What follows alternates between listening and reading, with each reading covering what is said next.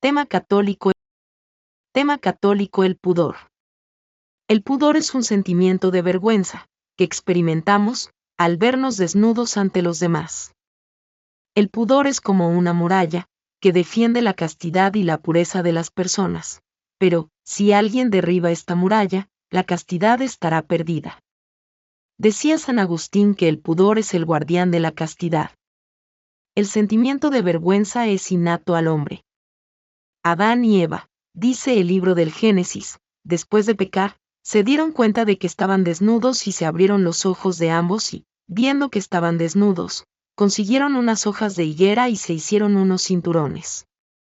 El pudor es, pues, como un freno contra el instinto más fuerte del hombre después del instinto de conservación. Es como un centinela que nos pone en guardia ante los contactos inoportunos o las miradas indiscretas. Génesis 3, 7. En ese momento se les abrieron los ojos, y los dos se dieron cuenta de que estaban desnudos. Entonces cosieron hojas de higuera y se cubrieron con ellas. El pudor nos inspira a vestirnos con decencia para evitar la curiosidad malsana y las provocaciones en los que nos ven. Y es, por esto, que hay que evitar las modas que sean indignas de una persona casta, ya que, por el hecho de que algo esté de moda, no necesariamente es bueno. El pudor rechaza todo lo que sea mostrar partes de nuestro cuerpo que llevan a otros a malos pensamientos contra la pureza. El pudor es la prudencia de la castidad. Pero hoy parece que el pudor no existe, para muchos. El sexo aparece como un objeto de consumo. Para hacer propaganda de cerveza, licores, automóviles y otros artefactos modernos, parece que no hay mejor manera que presentarlos con jovencitas medio vestidas. Parece que todo producto importante, para ser vendido, necesita de la fascinación del sexo. Lo mismo podemos decir de portadas de revistas o avisos televisivos, que para ser más interesantes y mejor vendidos, deben presentar a vedetes sin pudor ni complejos. ¿Qué significa esto? Que hemos llegado a un punto en que la sexualidad ha dejado de tener ese misterio sagrado, que debe ocultarse a las miradas indiscretas de los demás, y se presenta al aire libre, como si eso fuera lo actual y moderno. Pero, si el pudor es propio de la naturaleza humana, al igual que la sexualidad, ¿por qué querer destruirlo y quitarlo de en medio? El sentido del pudor viene del conocimiento de que el otro no es solo cuerpo, sino también una persona con su misterio sagrado. Por eso, el amor verdadero incluye el pudor, pues amor sin pudor es como un frasco de perfume que se evapora. Sirácides 26, 6-8. Pero la mujer que tiene celos de otra es una angustia, un dolor íntimo, su lengua es un azote que no perdona a nadie. La mujer malvada es como un yugo suelto, poner la mano en él es tan arriesgado como agarrar un escorpión. Una mujer bebedora es un gran escándalo, no podrá remediar su deshonor. Una mujer sin pudor se reconoce en sus ojos, en su mirada descarada. Para conservar al pudor, quisiera dar algunos consejos prácticos. Hay que educar a los niños desde pequeños en el pudor y recato de su cuerpo, con el ejemplo de sus padres. Evitar que haya en la casa cuadros, fotografías o figuras indecentes. No bañar juntos a niños y niñas ni permitir que duerman juntos. Enseñar a las jóvenes a no usar vestidos transparentes, cortos o ceñidos, y lo mismo el uso de pantalones ajustados que son provocativos. Eclesiástico 26, 20. La mujer casta no tiene precio. Evitar también la ociosidad, que es la madre de todos los vicios, estando siempre ocupados en hacer algo útil. Por tanto, evita la ociosidad a toda costa. Alejarse de los lugares como discotecas, donde los bailes indecentes, a media luz, ensucian tu cuerpo y tu alma. No caer nunca en excesos de bebidas alcohólicas. El tomar licor en exceso hace perder el control y muchas mujeres han permitido actos deshonestos, que no habrían permitido en estado normal. Evitar. También las malas compañías. Malas compañías son aquellos amigos que hablan siempre de sexo o tienen costumbres impuras, quienes leen o reparten lecturas indecentes, quienes asisten a espectáculos inmorales, quienes no respetan su cuerpo ni el de los demás y solo piensan en el placer sexual a toda costa, engañando a cuantos puedan. Quienes hablan mal de la religión y no van a la iglesia ni tienen principios morales. Evítalos para que no te contagien con sus vidas sucias e inmorales. Defiéndete de tantos peligros que te acechan en este mundo, en el que abundan las inmundicias e inmoralidades, y conserva tu castidad. Y a quienes te digan que estás pasado de moda o que tienes ideas anticuadas, diles que la moral no pasa de moda y que Jesucristo se sentiría avergonzado de sus actos si tú quieres ser amigo de Jesús. Proverbios 21, 16 a 17. El que se aparta del camino de la prudencia, pronto descansará entre los muertos. El que ama el placer terminará en la pobreza, nadie se enriquece corriendo tras el vino y los perfumes. Por otra parte, es importante acudir frecuentemente a la confesión y comunión para recibir fuerzas contra la tentación.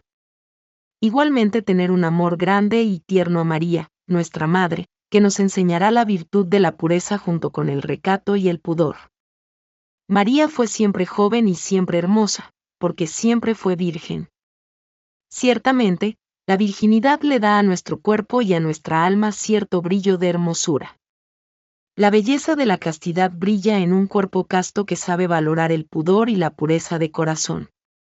Dice el Catecismo de la Iglesia Católica que la pureza de corazón requiere el pudor, que es paciencia, modestia y discreción. El pudor preserva la intimidad de la persona. Cat 2533. Lucas 1, 26 a 35. Al sexto mes el ángel Gabriel fue enviado por Dios a una ciudad de Galilea, llamada Nazaret, a una joven virgen que estaba comprometida en matrimonio con un hombre llamado José, de la familia de David. La virgen se llamaba María.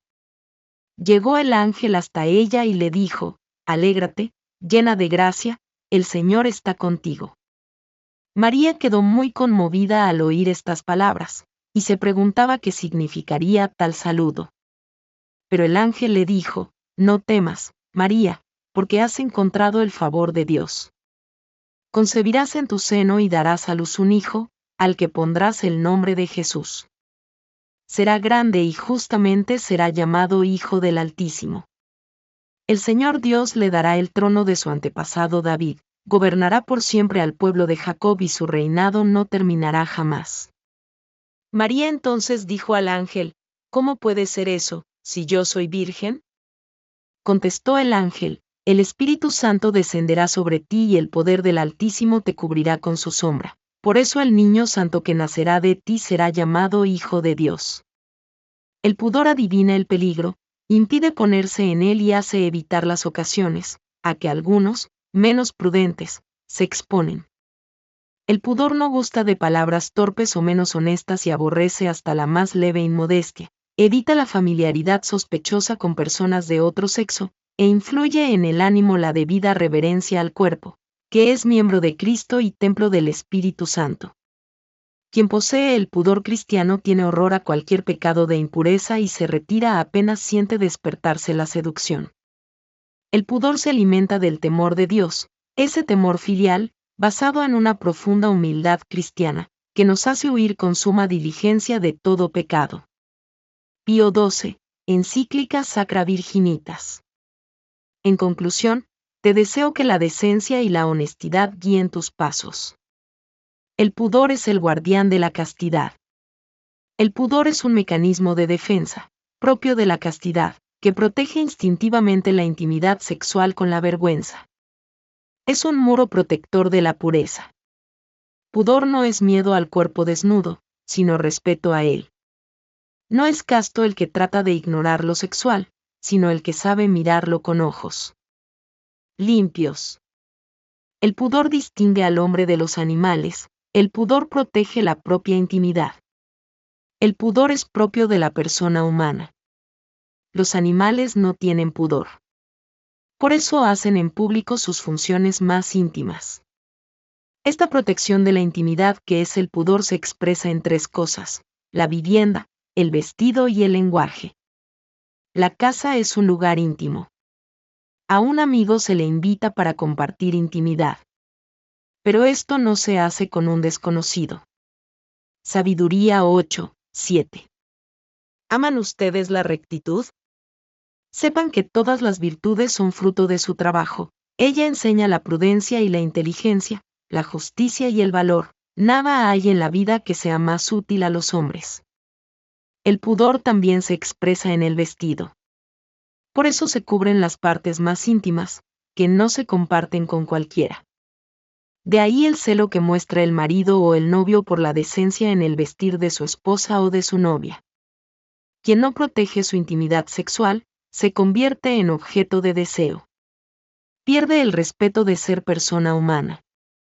El tercer ámbito del pudor es el lenguaje. En su modo de expresarse no hace, de dominio público, sus estados afectivos. El pudor ayuda a evitar eficazmente excesos y peligros morales de todo tipo en materia sexual. Además, evita aquellos aspectos de vulgaridad, chabacanería y desorden que acompañan a ciertas expresiones sexuales.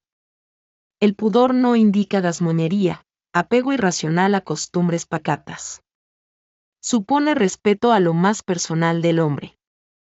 Protegerse de la mirada ajena no indica ñoñería sino salvaguardar su sexo del uso posesivo de los demás. Palpar algo es, en cierta medida, un acto de posesión. Ver es como tocar a distancia. Ofrecer a la mirada ajena las partes íntimas del cuerpo supone dejarse poseer en lo que tiene uno de más íntimo. Toda exhibición sugiere un acto de entrega. Hacerlo en público se asemeja a la prostitución. 1 Timoteo 2:9-10. Asimismo que, las mujeres se arreglen decentemente, que se visten con modestia y sencillez, que no se adornen con peinados exagerados, con oro, joyas o vestidos caros. Adórnense más bien con buenas obras, como conviene a mujeres que quieren honrar a Dios. 1 Pedro 3:3-4.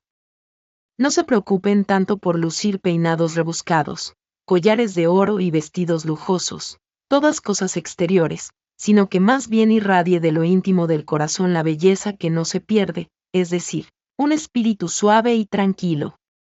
Eso sí que es muy precioso ante Dios. La educación del pudor solo es posible allí donde imperan ideas nobles y sentimientos limpios. El pudor solo es sentido por quien todavía es sensible a las amenazas que sufre la virtud.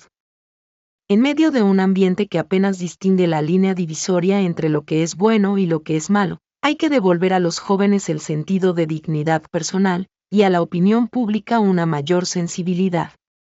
Pero no podemos cometer el error pedagógico de atribuir a toda realidad sexual una sensación de vileza o un sentimiento de vergüenza que se identifica muchas veces con el pudor. Los educadores hemos de poner el acento, no sobre la educación sexual, sino sobre la educación de la persona. No educamos la sexualidad del muchacho, es él el verdadero artífice de su educación como persona, que, en consecuencia, se expresa también en sus comportamientos sexuales. Lo que debe ser educado, no es la sexualidad, sino la persona. La actitud egocéntrica de la persona hace neuróticamente compulsiva, especialmente en la adolescencia, la necesidad de autoafirmación que se manifiesta claramente en el sector de la sexualidad. La compulsión se hace tanto más fuerte cuanto más se convence el joven de su falta de valía, lo que le hace aferrarse al sexo como único medio de autoafirmación. 2 Pedro 1:5-7. Por esta misma razón, pongan todo el empeño posible en unir a la fe, la virtud, a la virtud, el conocimiento, al conocimiento, la templanza, a la templanza, la perseverancia. A la perseverancia, la piedad, a la piedad, el espíritu fraternal, y al espíritu fraternal, el amor. Está claro que una atmósfera cargada de hedonismo sexual que se nos cuela de rondón en casa a través de la ventana televisiva, envuelve al joven por doquier, y no contribuye lo más mínimo a una higiene mental que favorezca el dominio normal sobre los propios impulsos. La trivialización de la sexualidad conduce a la desvalorización de las relaciones heterosexuales, cada vez más frecuentes y precoces. En el fondo es la desvalorización misma de la persona del otro que queda reducida a la condición de simple instrumento al servicio del placer. Esforcémonos por ver todo lo que tiene el vicio de repugnante y abominable. Esto nos ayudará a amar la castidad. Todo lo que tiene ella de grande y de noble, de dominio propio y de respeto, lo tiene el vicio impuro de bajo y despreciable. La persona impura es una persona sin voluntad. La razón, que debería ser la señora, se vuelve esclava de los instintos animales. El hábito vicioso se convierte en el peor de los tiranos, exige cada vez más y vuelve a la persona egoísta. Con un egoísmo de la peor especie, la persona impura lo sacrifica todo para satisfacer su propia pasión. 1 Corintios 4, 19-21. Se han endurecido y se han entregado al vicio, cometiendo sin freno toda clase de cosas impuras. Pero ustedes no conocieron a Cristo para vivir así, pues ciertamente oyeron el mensaje acerca de Él y aprendieron a vivir como Él lo quiere, según la verdad que está en Jesús. El vicio impuro quita a la persona la tranquilidad de conciencia, la alegría, la libertad, la fe, la esperanza, el verdadero amor, la honra, la fortuna, la salud y, en fin, la gloria del cielo. No es raro que a la persona que se deja dominar del vicio impuro le sobrevenga, antes o después, la dureza de corazón, la pérdida de la fe, y al fin la condenación eterna. Hay que tener en cuenta que los pecados contra la pureza no son los únicos, ni los más graves. No podemos olvidarnos que el buen cristiano, además de la virtud de la pureza, debe tener la de la justicia y la caridad. Hay entre nosotros demasiada ambición, avaricia, egoísmo, soberbia, odio, envidia, ruindad de corazón y falta de honradez profesional. Los fieles tienen derecho a ser informados fielmente en la doctrina católica. Eclesiástico 26, 28. Hay dos cosas que me dan tristeza y una tercera que me hace enojar: un rico que ha quedado en la miseria, hombres inteligentes tratados con desprecio y uno que pasa de la virtud al vicio. A este, el Señor lo entregará a la muerte. El 7 de enero de 1987 la Comisión Episcopal Española para la Doctrina de la Fe publicó un documento donde dice: a quienes elaboran materiales catequéticos, de enseñanza religiosa o de divulgación teológica, les pedimos que pongan un empeño especial en transmitir con fidelidad e integridad la enseñanza de la Iglesia sobre estos temas. A los fieles cristianos les asiste el derecho a que no sean difundidas, con ligereza y arbitrariedad, doctrinas parciales o hipótesis relacionadas con la moral, y en concreto con la moral sexual, sin que previamente hayan sido sometidas al estudio y al parecer de la comunidad teológica y, en última instancia, al discernimiento de los pastores. Número 18. El fin de las normas objetivas morales no es la represión de la sexualidad, sino proteger y favorecer que el dinamismo profundo de la sexualidad llegue a su plenitud y sentido. Número 15. 1 Corintios 6, 12-13. Todo me está permitido, pero no todo me conviene. Todo me está permitido, pero no me haré esclavo de nada. La comida es para el estómago y el estómago para la comida, tanto el uno como la otra son cosas que Dios destruirá. En cambio el cuerpo no es para el sexo, sino para el Señor, y el Señor es para el cuerpo. Un resumen de la concepción cristiana de la sexualidad podría ser: Dios estableció la institución matrimonial como principio y fundamento de la familia y de la sociedad. El sexto precepto del Decálogo, no fornicar, protege el amor humano y señala el camino moral para que el individuo coopere libremente en el plan de la creación, usando la capacidad de engendrar, que ha recibido de Dios, solamente dentro del matrimonio. El sexo es un don de Dios abierto a la vida, al amor y a la fecundidad. Su ámbito natural y exclusivo es el matrimonio. Jesucristo elevó el matrimonio a la dignidad de sacramento. La generación no es el resultado de una fuerza irracional, sino de una entrega libre y responsable, es decir, humana, de acuerdo con la dignidad natural de la persona creada por Dios. Como los demás mandamientos, el sexto precepto del Decálogo está impreso en la naturaleza humana, es parte de la ley natural, y, por tanto, obliga a todos los hombres. 1 Tesalonicenses 4, 3-4. Lo que Dios quiere es que ustedes lleven una vida santa, que nadie cometa inmoralidades sexuales y que cada uno sepa dominar su propio cuerpo en forma santa y respetuosa. 5 No compasión y malos deseos como las gentes que no conocen a Dios. La virtud de la castidad consiste esencialmente en la ordenación de la función sexual al fin que Dios le ha señalado. Por eso es una virtud positiva que se ha de vivir según las características de la vocación regida por Dios. Virginidad o matrimonio. Con frecuencia, la corrupción de las costumbres comienza por los pecados contra la castidad, se tiende a querer justificarlos, de modos diversos, a través de la deformación del juicio de la conciencia.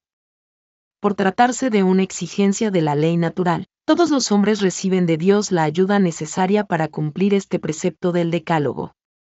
Por otra parte, se señala la necesidad de medios sobrenaturales que Dios no niega nunca a los creyentes que los imploran